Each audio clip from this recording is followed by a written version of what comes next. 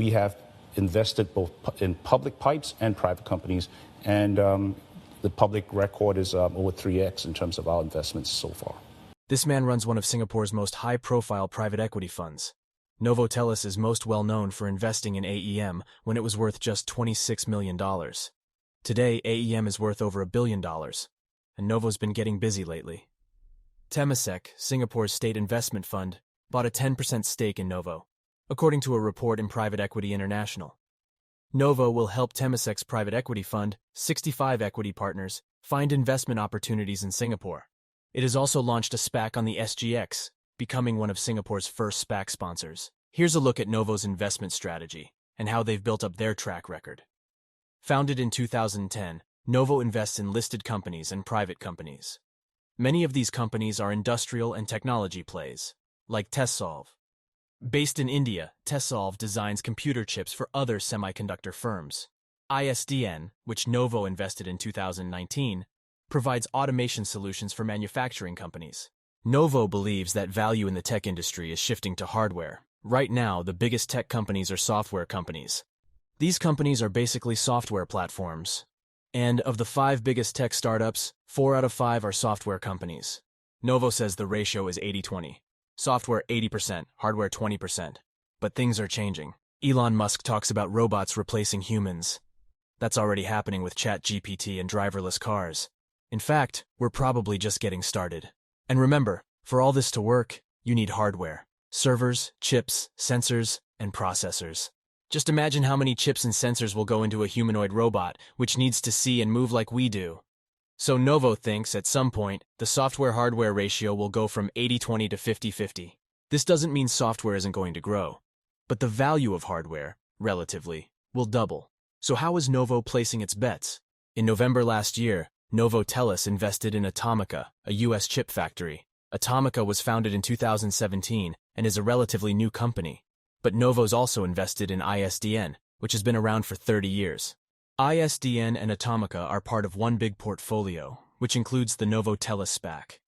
Whatever company Novo buys using this SPAC is going to be part of this portfolio. So when you're investing in any SPAC, keep in mind that the SPAC is just one of the sponsor's investments. Don't go all in on a single SPAC just because you like the company or the sponsor. Because, as you can see, no matter how good the company looks on paper, the sponsor is managing their risk by having a portfolio of different companies at different stages of growth.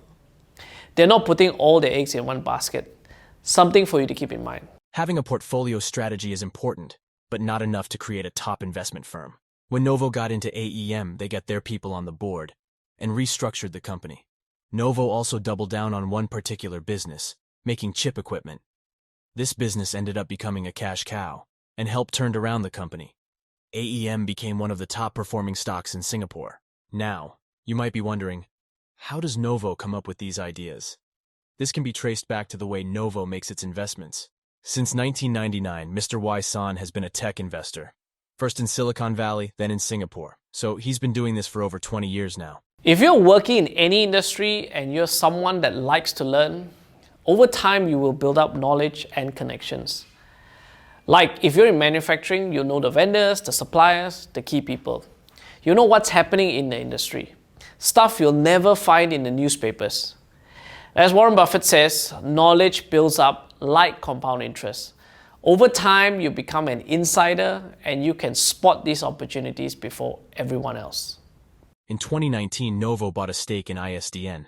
For years, ISDN's share price had not been moving. But after Novo bought the stake, ISDN's share price doubled. As it turns out, AEM was actually a big ISDN customer.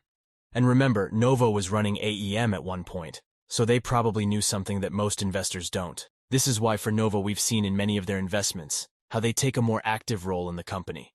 They help the company find partners, advisors, and even customers. And this is actually good for Novo in the long run, because it helps them identify even more future opportunities. So why is this important? If you're going to be buying a SPAC and the sponsor says they're going to add value to the company, does the sponsor really know the business it is investing in? If not, how can a sponsor help the company grow, right? Always remember that the SPAC is just part one. when you buy a SPAC as a long-term investor, you are investing in part 2, what comes after the SPAC and whether it can grow further.